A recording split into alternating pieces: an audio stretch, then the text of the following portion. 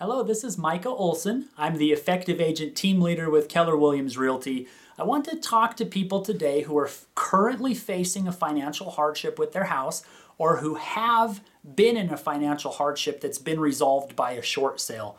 And the topic that I want to discuss a little bit is planning for your next home purchase. Obviously, we all would love to own a home.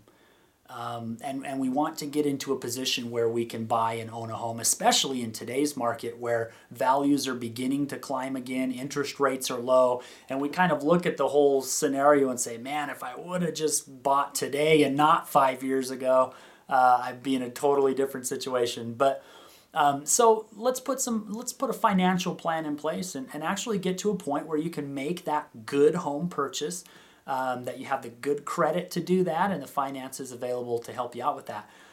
Three areas I want to talk about. First is credit, and then second is financial preparation, and then the third is different types of loan options and things like that. With credit, if you've had damaging credit that has been reported, you need to start to establish good credit. Typically, after 12 months, if you did not have a notice of default filed, after about 12 months of good credit, you'll be ready to start looking at homes again.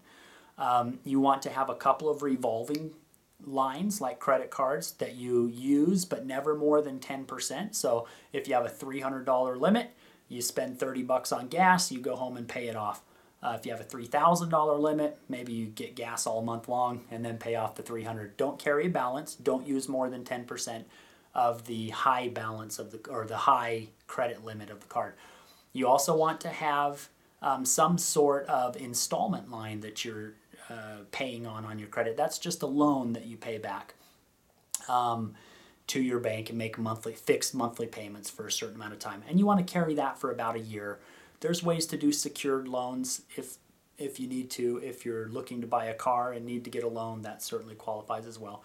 So get your credit in shape. Call us if you have any questions about how to do that. We have certified and licensed loan officers that can help you with that, and I can give you tips as well. And then secondly is just the financial side. There's two things that you want to do here. Start putting away some money every month. I typically recommend about 10% of your income. Stick it into an account that you can't easily get to, and that you kind of just forget about. And you'll be amazed at how much can add up over the course of a year.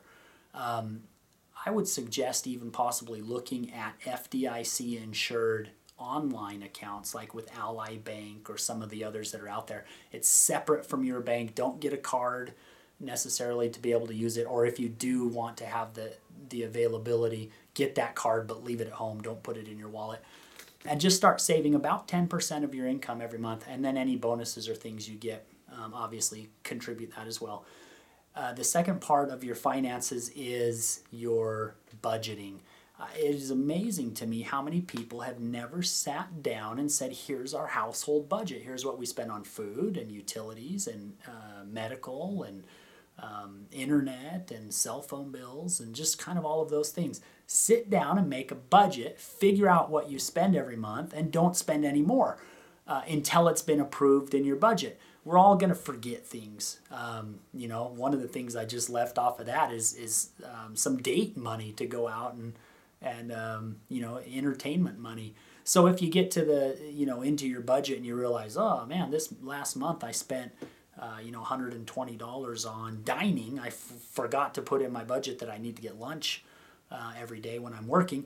Add that to your budget, so have a realistic budget and work off of that budget and don't exceed it. Treat it like you're a business. And before you can exceed a budget category, you have to have a board meeting with yourself or you and your wife, or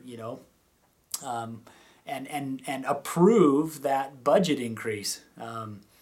And then the third thing of getting ready to buy a house, it's a good idea to talk to a lender now and say, hey, I'd like to be able to buy a house a year down the road or 6 months or 2 years down the road. Can you pull my credit? You probably should pay your lender to pull your credit. It's going to cost them about $20. So offer that. Have them pull your credit, take a look at it, and make some suggestions of things that you can do to start getting ready. They'll be able to specifically say, hey, you've got to get that collection paid off. We need to see another revolving account opened up and used correctly, or we need to reduce the balances on these certain accounts, and they'll be able to put together a good plan with you. My lender that I work with actually is very detailed in telling you exactly step one, step two, step three. Let's get this plan together, and this many months down the road, you'll be ready to buy. And we've helped a lot of homeowners execute those plans. So plan to buy a house.